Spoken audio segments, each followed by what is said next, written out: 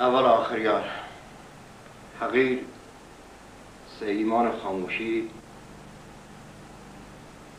مرید خاندان آسیا مولا مرادی به عنوان پیر و مرید خاندان موسی خان تیموری به عنوان دلیل. امیدوار داریم از ذات حضرت سلطان بنیامین و داود و باطن سه خاموش و پیر ابراهیم جاف سایه خاندان اید بزرگواره و سر همه مریدل کم نکنیم.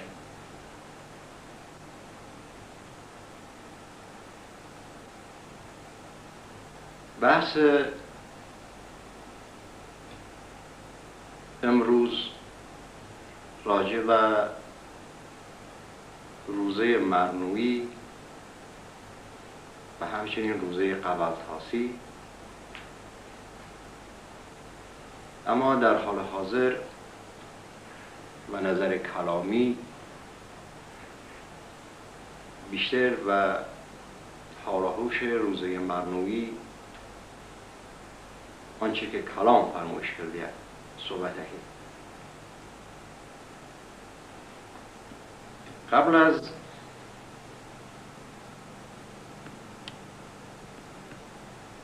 وارد بین و بحث اصلی روزه مرنویی لازمه که ما بزانیم یارسان بدانن که که شاهو مبدأ دین یاریه.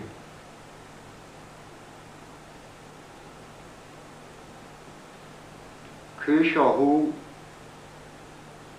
و دو جنبه باید مورد بررسی بود.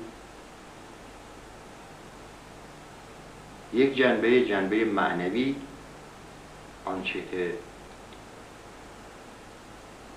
در دین یاری مربوط و شاهو،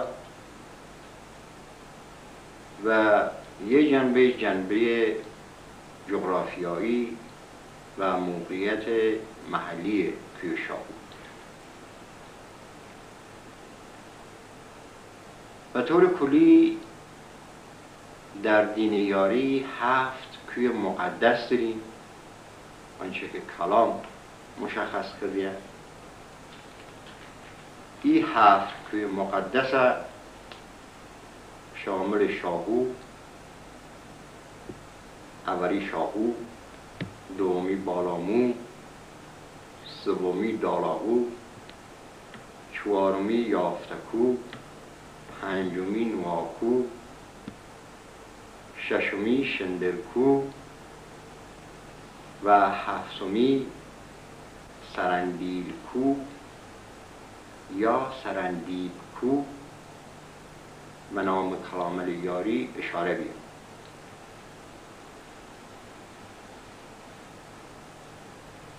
طبق کلام حضرت شیخ امیر که فرمای 7 کوه آلاورز،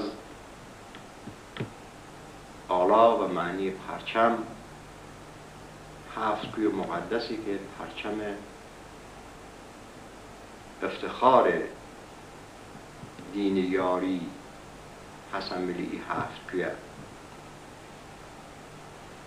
شاهو پرچم حضرت سلطان، بالامو پرچم حضرت شاورم، دالاهو پرچم حضرت بابا یادگار، یافتکو پرچم حضرت شاخاشین، نواکو پرچم حضرت داود، شندرکو پرچم حضرت سلطان و چلتن و همچنین سرندیلکو یا سرندیبکو پرچم حضرت آدم که حضرت سید محمد سرحلقه 7 توان است. این 7 کوه در دین یاری به نام 7 کوه مقدس معروف. سرحلقه این 7 کوه شاهو. شاهو و دو جنبه باید مورد بررسی قرار بگیرید. یکی به نظر موقعیت جغرافیایی و موقعیت محلی و یکیش و نظر جنبه معنوی در دین یاری.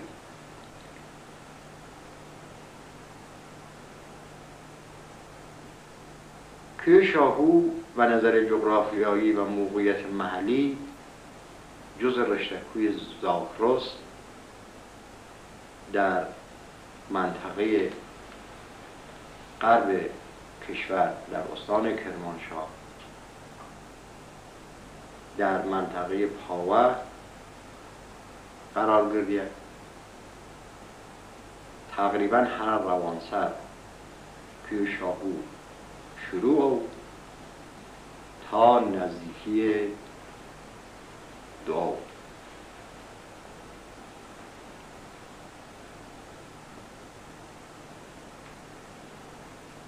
چون کوه شاهو در منطقه غرب کشور و در منطقه پاوه قرار گرفت و نظر آب هوایی سردسیری دیدیم، نه گرمسیری. زیرا تاریخ روزه مرنوی بر مبنای کوه شاهو که جریان شاهو در او قسمت کوه شاهو اتفاق خاصیت، تاریخ روزه مرنویش باید تابع او منطقه شاهو بود، خصوصا در قسمت نثار شاهو. زیرا خود مرنو در قسمت نثار کوه شاهو قرار گرفت و قسمت شاهو و نثار کوه شاهویش منطقه سرسیریه. بنابراین روزه مرنوی تاریخ مخصوص خودی داری و هیچ گونه ربطی به گرمسیر نیست. حضرت سلطان خطاب به یاران افرمای راهی بین پری مر نثاران. دقیقا کلام خود حضرت سلطان ثابته که مرنو در قسمت نثار کوه شاهو قرار گرفت. راهی بین پری مر نثاران، بنمانی آشوی چیچک خاران. رزان سر بود کوی بد ستاران، ندیشت پوشین قرب و اغیاران. این کلام اولا ثابته که مرنو در قسمت نثار کوه شاهو قرار گرفت. در ثانی یک دشتی که حسن نوا مرنو و اسم دشت پوشین معروفه که در او دشت پوشین حضرت سلطان فرمای رزان سر بود کوی بد ستاران، خشون چیچک و بدوی.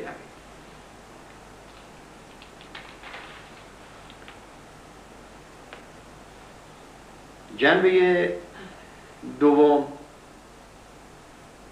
آنچه که در مورد شاهو باید بزانیم، جنبه معنوی کوه شاهو در دین یاری. عراق یک کوه شاهو مبدأ دین یاری. در این بابت کلام زیاد هست. خود حضرت سلطان فرمایید هم نکوی شاهو بزیی و جمع، هم شاد بودی هی کوی ناچو نیچم.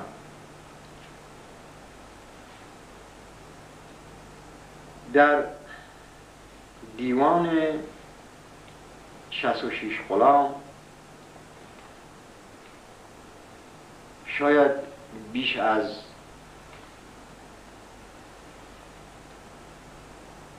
20 بار، شایدش بیشتر، اشاره به شاهو بیه که شاهو مبدأ دین یاری.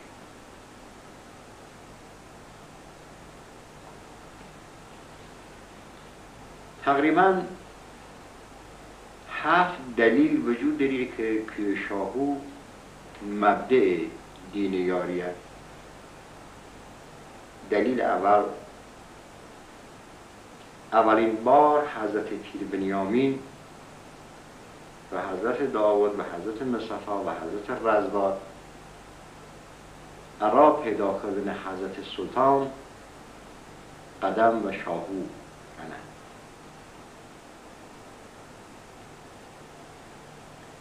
دلیل دوم،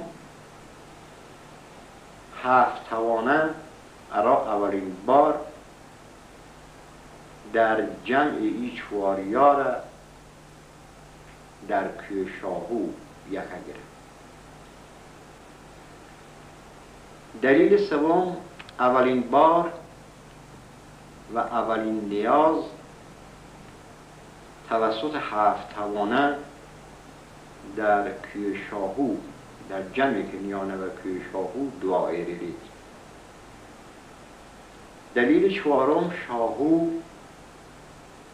مسکن و مأوای خود حضرت سلطانه.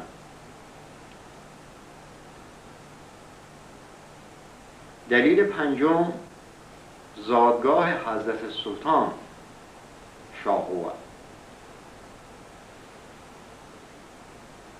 بعد از اینکه حضرت سلطان و شاهو ظاهراً متولد اوسا در سن 14 سالگی تشریف آورده. دلیل ششم، اولین جمع یاران در شاهو برقرار بیاد که الگویی که ارا یارسان به عنوان جمع. دلیل هفتم و طور کلی، دین یاری در شاهو پایه‌گذاری بیاد. این 7 دلیل موجب بود که شاهو مبدأ دین یاریه و همچنین مبدأ تاریخ روزه مرنویی و همچنین روزه قبر خاصیه.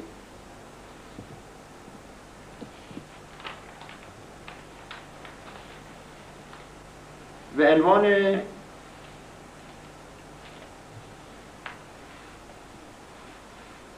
نمونه چند خط و کلامل 66 غلام اشاره بیه که شاهو مبدأ دین یاریه. یاروش خبر هارونی افرماید ایگاش چه شاهو دیم شای یگونی. یار قلندر سرکاری افرماید ایگاش چه شاهو دیم شای زرمخل. یار زواره خرماری افرماید ایگاش نشاهو دیم شای زرین بال. یار تمر سرچناری افرماید ایگاش چه شاهو دیم شای شیرین بال. یار علی باقری افرماید ایگاش چه شاهو دیم شای شاطری. شاطر اشاره به حضرت داود. یا همت برازی افرماید ایگاش نشاهو دیم شای تقمغراز. تقمغراز اشاره به ذوالفقار. شاد بیمان وی جم دین قدرت ساز. یار زمان سوری افرماید ایگاش چه شاهو دیم شای سرپولی. پول به معنی گروه، گروه یارسان، گروه غلامان. پولمان ناسا نی جم و پاکان عبد و بیباکان نامی ما زمان. یا بشر نوایی افرمای ایگاش نشاهو دیم روی خاجاری. شاد بیمان او جم دین پاک پای. یار حسین قدرتی فرمای ایگای چه شاهو دیم شاه نعمتی. نعمت اشاره و ذات حضرت شابره مروچیار. یار تیمور ساتانی فرمای ایگاش نشاهو دیم شاه فراشان. فراشان منظور حضرت داود و 72 پیر کهان اختیار حضرت داود. ایگاش نشاهو دیم شاه فراشان. شاد بیمان وی جم دین جوز پاچان. و شاید دهها کلام تر به این مضمون وجود داره که شاهو مبدع دین یاریه، اما به خاطر یک مطلب طولانی نوعی چند خط به عنوان نمونه عرض کردم. حضرت شیخ امیر باز اشاره و شاهو دارید. افرمای واده شاخ شمار کرم شاهو. تمام او علائم ایمه باید و کوی شاهو در منطقه مرنو، در اوره که مرنو قرار بگیره او علائم روزه مرنویه و نام کوی شاهو مشاهده بگیره.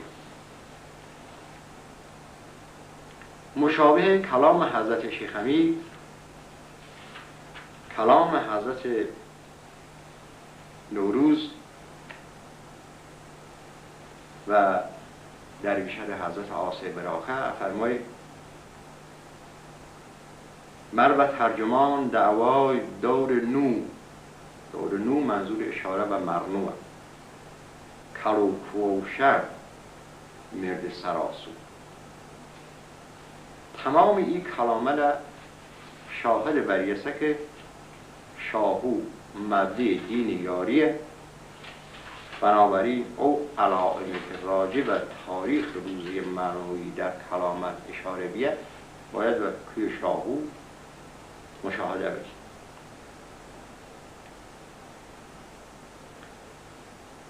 دو جریان خیلی مهم باعث شاید من برقراری دین یاریه. یک جریان مرنو و یکی جریان قوالتاسی. پایه و اساس دین یاری این دو جریان تشکیله.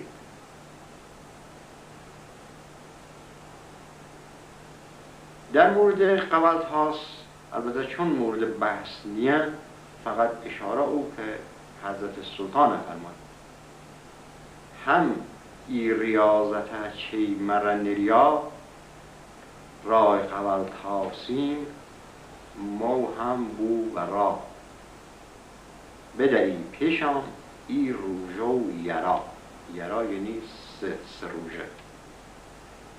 افرمای ای جریان مرنو ای ریاضت ای روزه که در مرنو ارا یارسان قرار داد این ای جریانش ارا یاران قوالتاس باید اجرا بود. که انشاءالله با موقع خواهی در مورد قوالتاسی صحبت کنیم.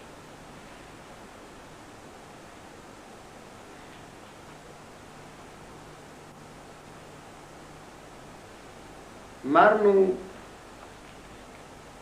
اول و نظر لغوی آنچه که کلام ارائه من معنی کرده اول باید معنی مرنو بلد بومن، بعد بزانی من فلسفه مرنو چه.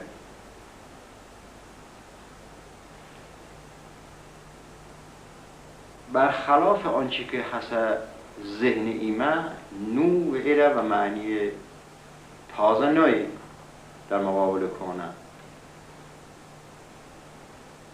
آنچه که کلام نو یا مرنو معنی کرده و معنی تکرار یک عمل که قبلا اتفاق رفته، تکرار او عمل دوباره که در کلام راجع و مرنو یاران و خود حضرت سلطان افرمایی که این جریان مرنو هر او جریان عالم در رسه که اتفاق هفت دوباره در مرنو هر او جریان عالم در تکرار.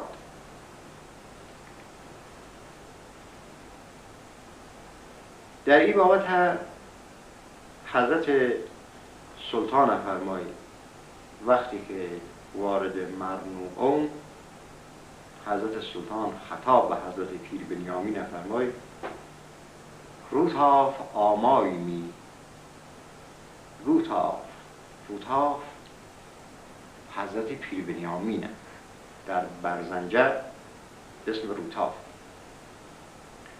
روتاف هم بمر چنو آمای می چنو آمای می یعنی دواره وارد این مر بیمن ها مرون نورین ازر شانای می پارچه درتون نتوش آنای می پارچه یعنی یه قسمت و عالم در که مربوط به حضرت پیر بنیامینه در مرنو تکرار. دو هم اودلیش قدم رامای می نه دروباری پریش مامای می. بنابراین این جریان مرنو و هر عالم در توسط حضرت سلطان پیشبینی بیا که یاران دواره در مرنو جمع کرد.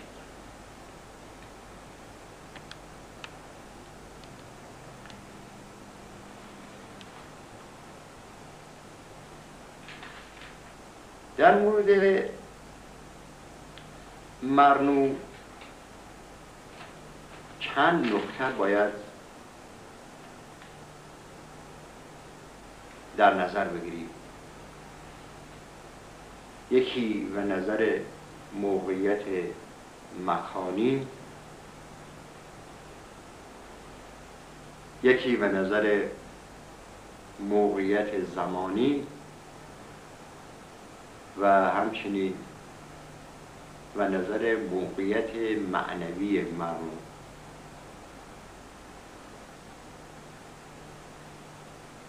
و نظر زمانی جریان مرنو در برزنجه در دوره برزنجه اتفاق خفتیه و هیچ گونه ربطی و پردیور نیست. جریان مرنو قبل از پردیور اتفاق خفتیه. ارا روشنبین ذهن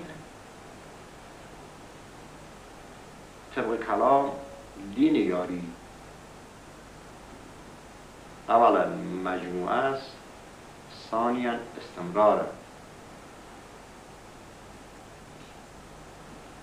دین یاری مجموعه و سه دوره است. دوره قبل از پردیور، دوره پردیور و دوره بعد از پردیور. این شامل این سه دوره است. بنابراین دین مجموعه است. و ثانیا استمرار دارید،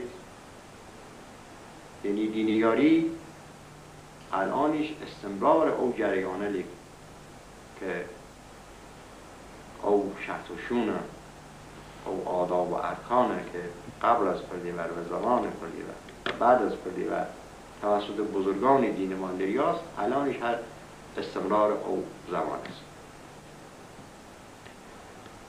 بنابراین نتیجه اگریمن که جریان مرنو و نظر موقعیت زمانی در زمان برزنجه اتفاق رفته.